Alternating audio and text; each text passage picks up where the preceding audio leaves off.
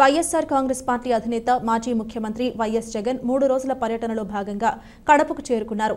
విజయవాడ నుండి ప్రత్యేక విమానం ద్వారా కడప విమానాశ్రయానికి చేరుకున్నారు. కడప విమానాశ్రయంలో ఆయనకు కడప ఎంపీ వైఎస్ అవినాష్ రెడ్డి, జిల్లాలోని ఎమ్మెల్యేలు, మాజీ ఎమ్మెల్యేలు, ఇతరులు ఘనంగా స్వాగతం పలికారు.